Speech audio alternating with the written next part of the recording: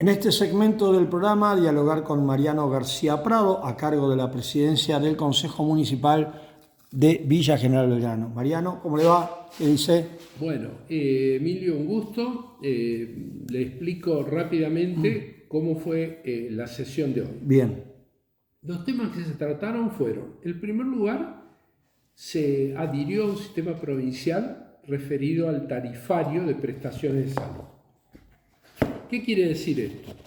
Los servicios de salud municipales se otorgan a las personas que tienen obras sociales, empresas de medicina prepaga o cualquier otro prestador de ese tipo, se le otorgan y se firma la documentación, el paciente firma la documentación que corresponde y la municipalidad obtiene el reintegro de la empresa que corresponda, ya sea la obra social, la prepaga. Por la capa. Lo mismo Claro. que le pasaría al paciente si va a una clínica particular. Esa clínica le dice: ¿usted de qué obra es? De OSDE. Perfecto.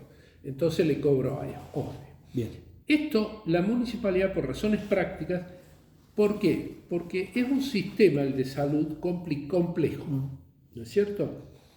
Sobre todo que se han operado modificaciones a nivel nacional que en cascada también repercuten en la provincia y también repercuten en Llega la al municipio, municipalidad. claro. Entonces, para adaptarnos a este nuevo sistema, que es muy similar al anterior, pero porque básicamente es eso, prestación, el paciente lo paga y paga su prestadora de salud en el lugar de él.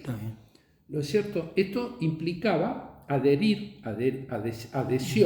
al sistema provincial para que pudiéramos tener un sistema ya depurado, estructurado, ¿no es cierto? Y no tener nosotros que ponernos a averiguar cómo hacemos para conectarnos, por ejemplo, con una prepaga o con una obra social del montón que hay en la Argentina y tener que arreglar uno por uno con cada uno, ¿no es cierto?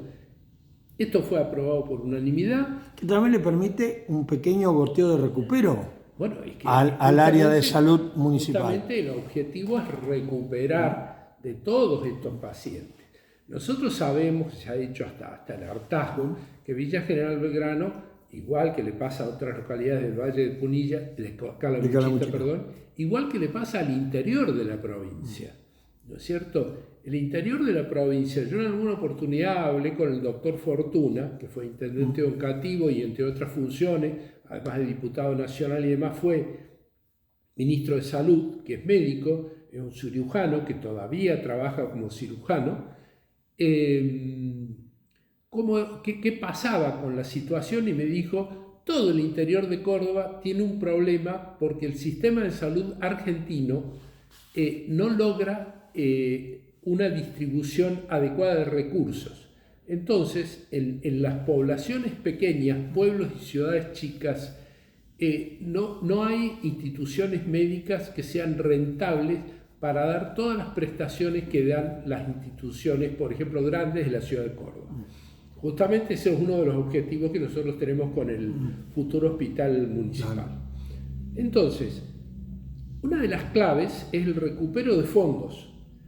Hay mucha gente que tiene prestadoras de salud a las cuales aporta, o sea, les paga. Le paga la obra social el empleado con los descuentos que le hacen, le paga la prepaga a través del pago que le hace directamente el afiliado para que le dé prestaciones de salud. Esas prestaciones de salud, en nuestro caso, se lo puede dar la municipalidad y le cobra a aquella empresa que sea la prestadora de salud del paciente. Bueno, en conclusión, fue aprobado, como lo digo, por unanimidad. Pasamos al tema 2, que fue un pedido de licencia del concejal Alejandro Monbrún, que nosotros le pedimos una corrección en 2 puntos. Él hablaba de rotar el cargo, nosotros le planteamos que esta era una problemática interna del partido político, la agrupación política a la que él pertenece, pero que como licencia, como motivo de licencia, no correspondía porque no está previsto en nuestro sistema la rotación. Nosotros tenemos un sistema donde se vota una lista y y en función de la cantidad de votos que recibe esa lista van ingresando distintos legisladores o distintos ejecutivos, ¿no es cierto? El que gana pone el intendente y una cantidad X de concejales. En el sistema Córdoba, la mayoría. El que pierde puede tener 1, 2 o 3 concejales en el caso de Villa General Belgrano por la dimensión que tiene como población.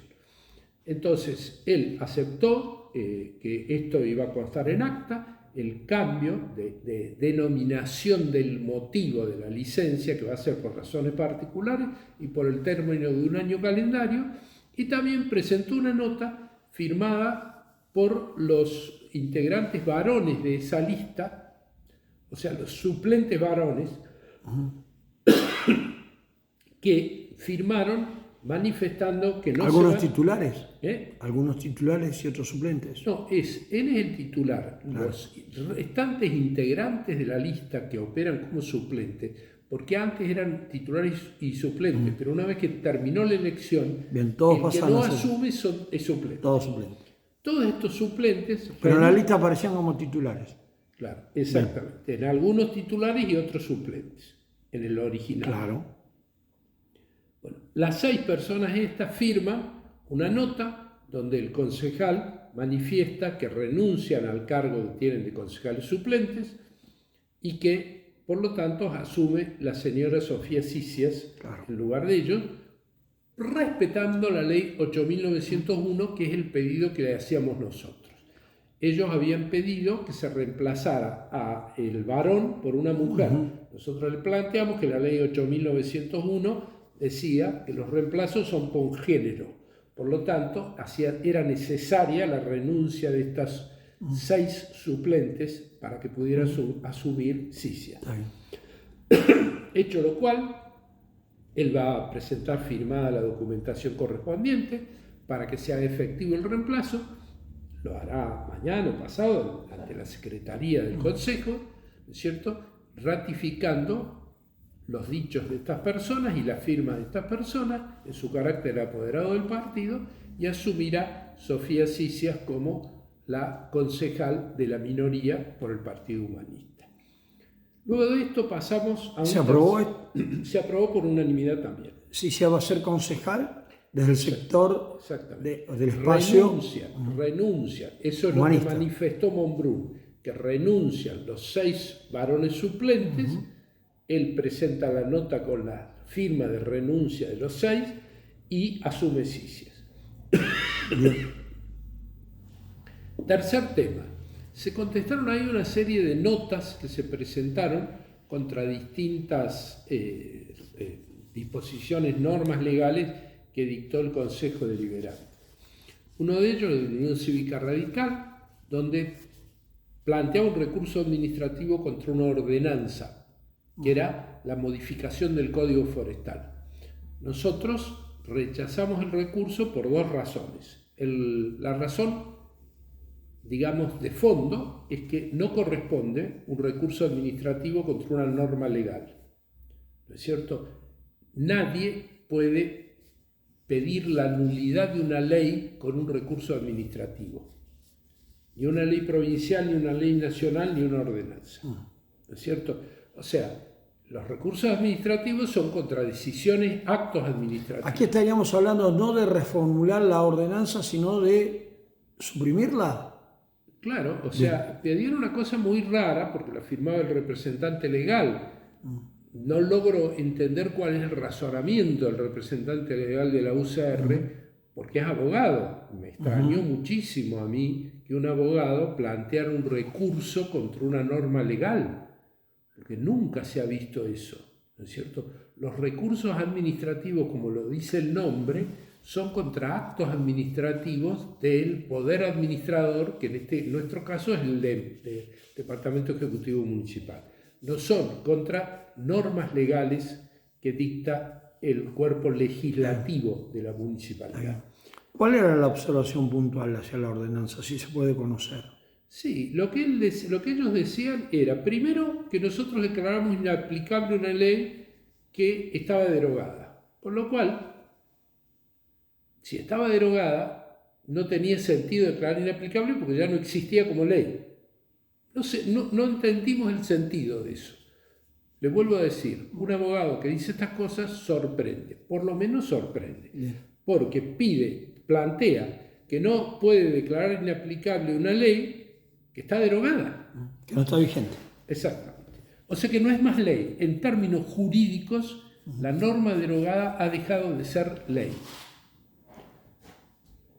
Otro de los argumentos era que se restaban derechos ambientales, cuando no hay ninguna disposición en la ordenanza que modifica a la original que incluya autorice un daño ambiental. Todo lo que hace a la protección ambiental sigue en pie, pero ampliamos la protección ambiental, porque lo que no decía la ordenanza original, el Código Forestal original, nosotros cualquier ejemplar arbóreo que se tale en Villa General Belgrano, previa autorización obviamente, tiene que ser suplantado por otro. Y en la original solamente hablaba de suplantación sobre especies protegidas. Nosotros ampliamos a todos, pero con una variante. Cuando se tala un ejemplar no protegido, debe ser reemplazado por uno protegido. ¿Por qué? Porque de esa manera aseguramos la ampliación del espacio arbóreo que tiene Villa General Belgrano. Con lo cual no logramos entender cuál era la derogación de derechos ambientales. Porque no fue claro según interpretó el Consejo en la sesión. O sea, es una opinión, obviamente, que como toda opinión merece respeto, pero no se condecía con la realidad. El segundo tema fue un pedido de nulidad para una resolución del Consejo. También una cosa extraña, porque las normas legales pueden ser derogadas o, en el caso que correspondiera, pueden ser declaradas inconstitucionales. Eso a través de la justicia, del Poder Judicial. En este caso se pedía como recurso administrativo que se declarara nula o sea, era también otra cosa muy curiosa. Aparecieron todas estas formas tan extrañas que no logramos entenderlas bien, pero obviamente lo que sí entendíamos que no correspondía. Bueno, quizás se hace ese tipo de planteo, estamos hablando de la segunda opción, desde el desconocimiento. Y seguramente la gente cree que cuando uno tiene una opinión contraria a una ordenanza, basta con que haga una nota al Consejo Deliberante diciendo quiero que derogue la ordenanza, por ejemplo, de, ordenamiento urbano, porque a mí no me gusta porque yo me quiero hacer una casa de 5 pisos en tal barrio y no me dejan. Entonces pido el recurso de nulidad a la ordenanza de ordenamiento urbano.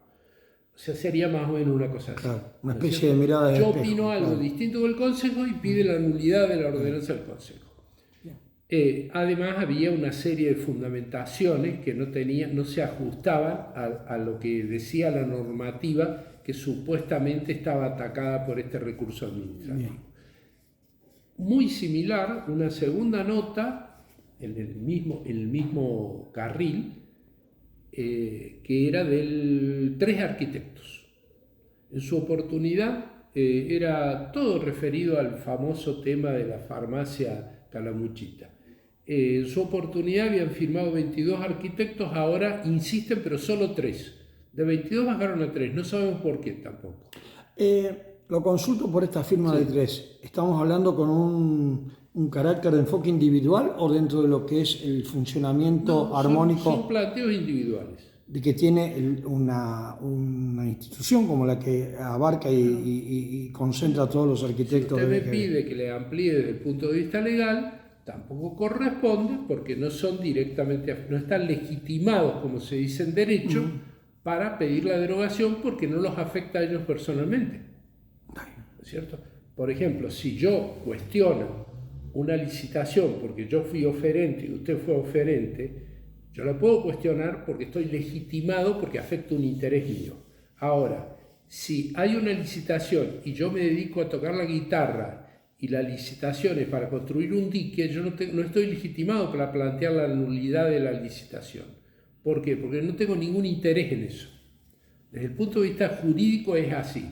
De todas formas, que para no ir tan ahí, porque en definitiva son vecinos, no tienen por qué saber que esto es lo que corresponde en derecho, ellos lo dicen. No, bueno, pues estamos hablando de, de profesionales que entienden dentro de lo que es la órbita, por lo menos de las construcciones, de los espacios. Emilio, si usted me apura, yo le diría que un profesional técnico, para hacer un planteo legal, le conviene asesorarse con un abogado. Bueno, pero antes me mencionó el abogado. Bueno, no importa, es un poco para decirle algo. Yo lo que yo le quiero decir es esto. Plantean algo que desde el punto de vista legal no es viable. Les vamos a contestar a todos explicándoles que respetamos la opinión de ellos, pero que obviamente no es viable lo que piden. Porque están pidiendo sobre algo que a ellos no los afecta, porque no tienen un interés en el tema. Están pidiendo con un recurso administrativo que se derogue una ley, bueno, por cierto. O sea, quizás el costado del reclamo tenga otro carril, que puede ser una connotación política, personal, particular, algún resultado que de pronto incomodó alguna mirada. Puede ser el coletazo de lo que algún no efecto, funcionó, claro, colateral. La campaña que se había desatado sobre ese tema, como no funcionó, es muy probable que ellos ahora estén planteando cómo tratamos de que no se muera del todo el tema. Entonces metemos este tipo de papeles. No lo sé, no me pregunte porque le soy franco. No conozco, no estoy en la cabeza de ellos. En aquella entrevista que hicimos, que fue tan mirada, el único punto que coincidimos usted y yo fue que en definitiva estamos hablando de la órbita privada y hay que tener mucho cuidado con eso. Hay que tener mucho cuidado y mucho conocimiento para opinar de lo privado en cuanto a un inmueble y un edificio. Obviamente nosotros tenemos que respetar los derechos constitucionales. Estos sí son derechos constitucionales reales. Los derechos constitucionales, como el de la propiedad, son reales. Reales en el sentido que existen, no son inventados. ¿No es cierto? En muchos de estos planteos que se hicieron hay mucha hojarasca, ¿no? Mucha fantasía. Mucha hojarasca. Y fantasía tiene que ver. García Márquez tenía un cuento que se llamaba La hojarasca. Claro. Bueno, hay fantasía también. Claro. Bueno, entonces la otra nota tan... Más todavía tenemos de notas. Sí, todas sobre el mismo tema. ¿Todo por el lado de la farmacia? Menos la de los UCR. Esto es como la samba de una nota sola de Jobim. Claro. Son todas variaciones sobre el mismo tema. Bien. Esto está la de un ciudadano, Pesente, los 3 arquitectos, y luego una nota del Instituto de Patrimonio Cultural del Colegio de Arquitectos de Córdoba, que nos hablaba de que nosotros habíamos sacado del listado a un bien patrimonial. No existe el listado, no lo sacamos, como no existe no lo podemos sacar. Nos sorprendió que un instituto provincial no se informara. Porque sin saber... Quizás se informó, pero consumió data errática, o tendenciosa, o direccionada, no sé, digo. Emilio, si yo soy director... Estoy acompañando mucho hoy en su declaración. Si yo soy director de un instituto de patrimonio cultural, lo menos que tengo que hacer es llamar al instituto oficial. Pero cumplieron los muchachos para contestarle al pedido, claro. Si yo llamo a algún amigo y digo, che, ¿cómo es esto? No, mira, nos juntamos a comer unas empanadas, tomarnos un vino y de paso metele esto. Entonces, sonó medio como... Moreno García Márquez. Tirado de los pelos, digámoslo.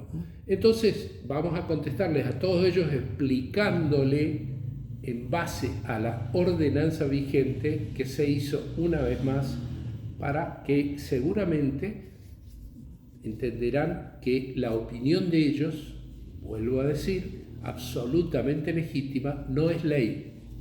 Lo que yo opino no hace constitución ni leyes, en mi opinión, nada más. Bueno, después se aprobó un acta del año pasado, cosa que dejamos cerrado todo el tema administrativo 2024. Con estas notas, con estas cartas de vecino, ¿queda cerrado el caso en esta instancia?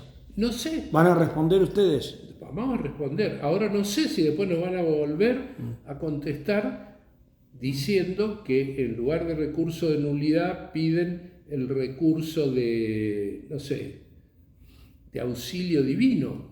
No sé, porque le soy franco, Emilio, no logro entender cuáles son, a dónde apuntan con todo esto. Porque hacen pedidos que son un poquito pintorescos. Pedir que se derogue una ordenanza porque no les gusta. Todos sabemos que hay recursos legales, ahí sí hay recursos legales. Si yo quiero, puedo plantear algún tipo de elemento de participación ciudadana para ver si tengo suerte y cambio una disposición legal.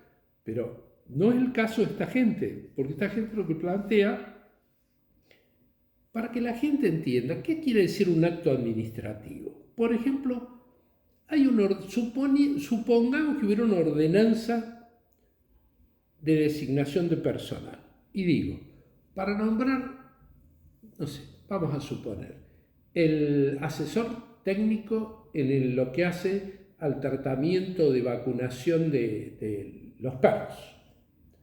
Tiene que designarse por concurso un profesional de la medicina veterinaria, ¿no es cierto?, que concurse, gane el concurso y se designará. El intendente, en lugar de eso, nombra una persona amiga de él que no es veterinario, sin concurso y sin título. Puede sí un veterinario que se siente afectada su expectativa, es lo que se llama derecho a la expectativa, plantear un recurso administrativo pidiendo la nulidad de la designación. Eso es un recurso administrativo. Lo que yo no puedo hacer es plantear un recurso administrativo contra el Código Civil, que es una ley, porque no tiene sentido. Bueno, esto es lo que pasó en este caso. Han planteado recursos de tipo administrativo sobre disposiciones legales. Que puede tener un efecto hacia la invasión a la propiedad. Sin duda, ¿no es cierto? En eso nosotros, dentro del marco que nos da la ley como para poder declarar patrimonio histórico algún tipo de propiedad privada, cumpliendo todos los pasos legales, no solo de nuestra ordenanza, sino, y es a lo que apunta usted, también con lo que establece la legislación nacional sobre la propiedad, sobre el derecho real de dominio, ahí podemos actuar. Si no, no podemos actuar. Gracias, Mariano. No, por favor. Mariano García Prado charló con nosotros en la radio, modo video. Seguimos adelante.